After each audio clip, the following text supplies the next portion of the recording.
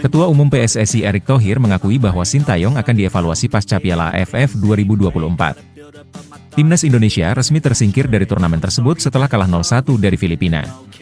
Kekalahan ini terjadi di laga pamungkas Grup B yang digelar di Stadion Manahan Solo. Dengan hasil ini, Indonesia hanya berhasil mengumpulkan 4 poin dan finish di posisi ketiga klasemen akhir. Evaluasi terhadap Sintayong disebut sebagai bagian dari kontraknya. Erick Thohir menegaskan bahwa semua pelatih akan dievaluasi, termasuk Nova Arianto dan Indra Syafri. Namun ia menolak menyalahkan pelatih asal Korea Selatan itu atas kegagalan di Piala AFF 2024. Menurut Erick, evaluasi harus dilakukan secara menyeluruh, termasuk melihat program, pelatih dan pemain. Dalam pertandingan melawan Filipina, Erick menilai para pemain sudah berusaha memberikan yang terbaik. Namun ada momen yang tidak menguntungkan seperti kartu merah yang diterima Muhammad Ferrari. Pemain sudah bermain semaksimal mungkin, tapi ada kejadian yang tidak menguntungkan, kata Erick. Ia juga menyebutkan beberapa peluang yang tidak berhasil dimanfaatkan, termasuk bola yang membentur tiang gawang. Erick menyoroti pentingnya pengalaman ini bagi para pemain muda. Tahun depan para pemain muda akan menghadapi berbagai turnamen penting seperti SEA Games dan kualifikasi Piala Asia U23. Erick optimis regenerasi pemain akan berjalan dengan baik jika para pemain terus diberi kesempatan untuk berkembang. Terlepas dari hasil Piala AFF 2024, Erick tetap berpikir positif. Ia percaya bahwa kegagalan ini bisa menjadi pelajaran berharga untuk masa depan sepak bola Indonesia. Dengan evaluasi yang tepat, Erick berharap timnas Indonesia bisa tampil lebih baik di turnamen-turnamen mendatang.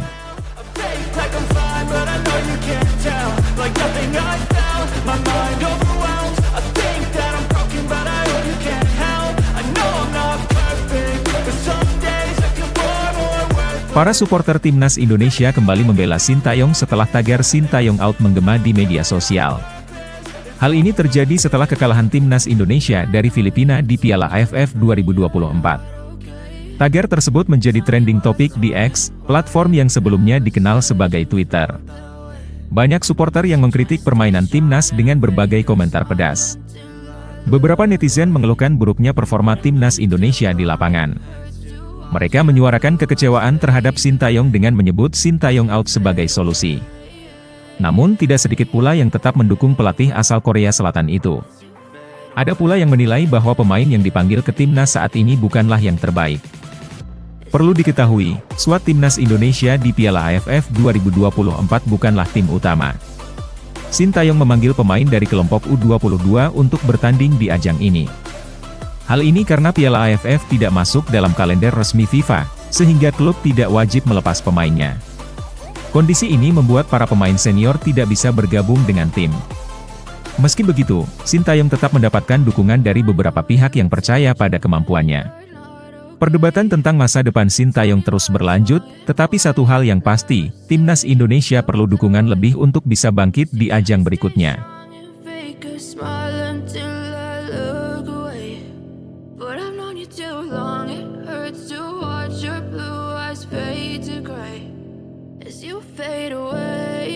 Kapten Timnas Indonesia Jai Idzes mengungkapkan cara uniknya untuk menghabiskan waktu luang saat tidak ada pertandingan.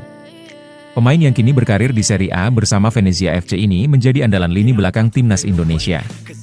Selain tangguh di lapangan, Jai juga dikenal sebagai pemimpin baik di dalam maupun di luar lapangan. Dengan usia 24 tahun ia memiliki banyak peran, baik sebagai bek handal maupun sebagai sosok yang mengayomi teman-temannya. Namun Jai Idzes mengaku bahwa ia tak terlalu berbeda dengan orang lain ketika memiliki waktu luang. Ia memiliki beberapa hobi favorit meski tak banyak yang ia tekuni. Banyak pemain sepak bola memiliki hobi seperti bermain game atau menonton olahraga lain. Seperti yang diungkapkan oleh Kelvin Verdong yang suka menonton UFC dan film dokumenter. Namun Jai ternyata memiliki hobi yang sedikit berbeda. Pemain yang memiliki keturunan Indonesia dari kakek dan neneknya ini mengaku bahwa ia tidak terlalu tertarik bermain video game. Sebaliknya ia lebih memilih menghabiskan waktu dengan keluarganya yang tinggal jauh darinya. Jai sering menelpon mereka untuk tetap menjaga hubungan dan mengikuti perkembangan mereka. Selain itu, saat tidak ada pertandingan, Jai lebih suka menghabiskan waktu dengan kekasihnya. Ia menikmati momen bersantai bersama sang pacar dan menonton televisi. Uniknya meskipun ia seorang pemain sepak bola, Jai mengaku tidak sering menonton sepak bola. Jay juga mengungkapkan bahwa ia suka membaca buku motivasi. Ia sering membaca buku yang menginspirasi dan membantu dirinya untuk terus berkembang. Buku-buku tersebut menurutnya memberikan banyak pelajaran hidup yang bermanfaat, yang dapat menginspirasi dan memotivasi dirinya.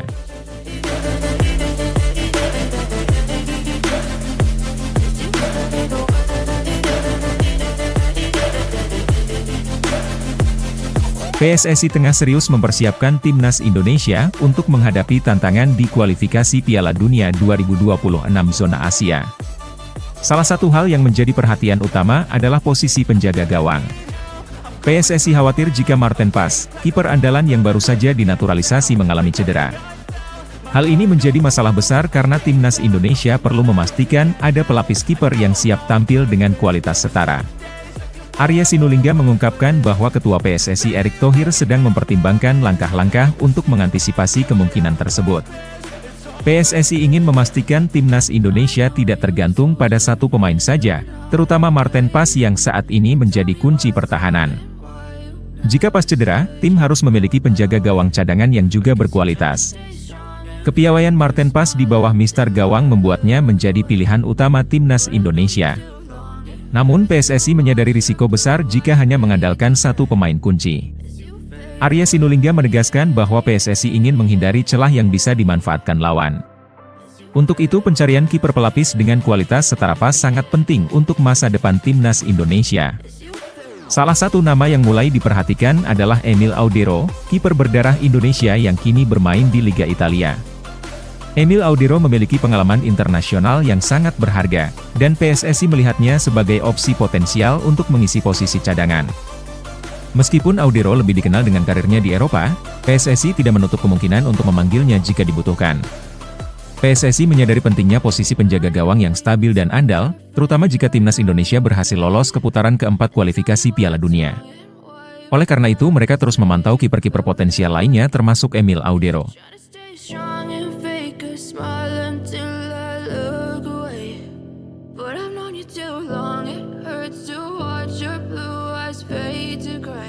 Media Malaysia One Football sempat menyindir timnas Indonesia setelah timnas Malaysia gagal lolos ke semifinal Piala AFF 2024. Melalui akun X, mereka menyatakan bahwa meskipun timnas Malaysia tersingkir yang penting masih memiliki satu gelar Piala AFF. Meskipun tidak secara langsung menyebut Indonesia, netizen Indonesia segera paham bahwa sindiran tersebut ditujukan kepada timnas Indonesia yang belum pernah meraih gelar Piala AFF. Hal ini langsung memicu reaksi keras dari netizen tanah air yang membalas dengan sindiran balik. Beberapa netizen Indonesia juga memberikan komentar sarkastis. Timnas Malaysia sendiri gagal lolos ke semifinal Piala AFF 2024 setelah kalah bersaing dengan Thailand dan Singapura di fase grup. Setelah 4 pertandingan, skuad Harimau Malaya hanya mengumpulkan 5 poin. Mereka terpaut 2 angka dari Singapura yang berada di posisi kedua yang merupakan batas akhir untuk lolos ke semifinal. Untuk lolos timnas Malaysia seharusnya menang atas Singapura pada pertandingan terakhir mereka. Sayangnya mereka hanya bisa bermain imbang 0-0 melawan Singapura yang membuat mereka gagal melaju ke 4 besar di Piala AFF 2024.